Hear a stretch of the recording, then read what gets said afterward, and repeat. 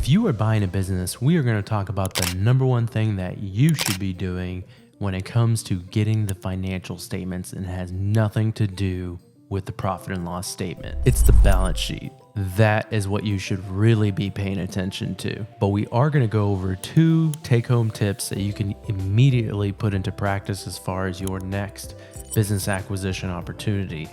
And here's what that is. Most of the times when I see someone generating a balance sheet statement or even a profit and loss statement, really pay attention to the date that the statement was generated. So if you were asking for a current financial statement and they send you a statement that says as of March 18th, that is not an accurate representation of where the business currently stands. Because if you look at it, today's March 18th, this is in the middle of the month. Businesses have expenses constantly coming out and then also revenue constantly coming in. So in most cases, you can never really tell what the full month is going to look like until it actually closes. So when you're asking for financial statements, I would always ask them to provide it as of the last financial statement period, right? So that's the first thing you should be looking at. When you receive financial statements, you need to be paying attention to this as of date whenever that financial statement is generated. And if it says something like today's date, go ahead and ask them to resend it and make sure it's the last previous date. So the second and most important tip of today's video is to look at the bank account balances. So if you are asking for financial statements, which you should be asking for the last completed period, let's just go ahead and say it's February 29th, right? The end of February.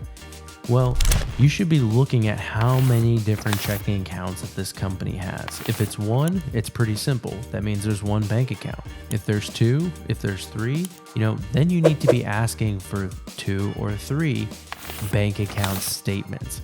Now you might get some resistance from the seller in which they don't want to provide that to you. Just go ahead and ask them, hey, take a screenshot of the bank balance from the bank statement. You don't have to show me all the details with all the expenses if you're not comfortable with it.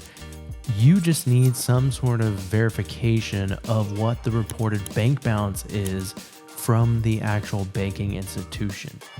Why, you might ask? It is because we are going to take that information and compare that to the balance sheet of that last reported statement, which in this case is February. So you should be able to look at the February bank statement balance and the February financial statement balance sheet and compare the two, and they both should be matching penny for penny.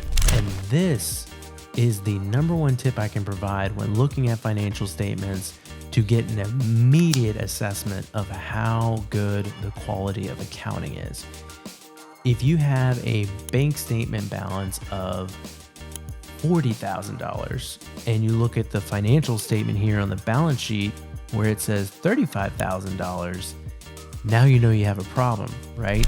Now you have a discrepancy of over $5,000. Where is that discrepancy coming from? This can immediately point out accounting problems that the company may or may not be having, which may lead you to ask other questions. It's kind of like doing a house inspection. You walk into the house, the first thing you look at the roof and you see some water stains, right? What are you going to ask yourself? Well, the next thing you're going to jump to is like, oh, well, I wonder if the roof is bad, right? Then you're going to start looking at everything else in the house. Are there water stains in the ceiling, in the kitchen, or in the dining room, in the master bedroom? You're going to start digging a little deeper, right? And this is the same thing on the accounting statements. This is the first surface level check I do, and we actually do this in our business every single month.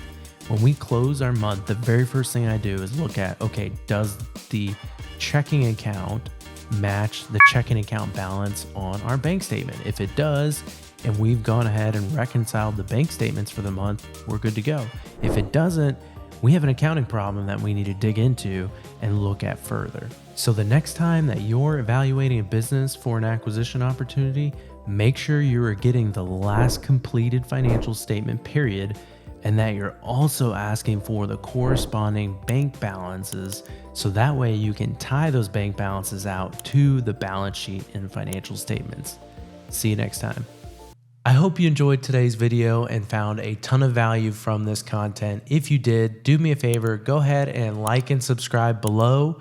Also check out our passive business newsletter.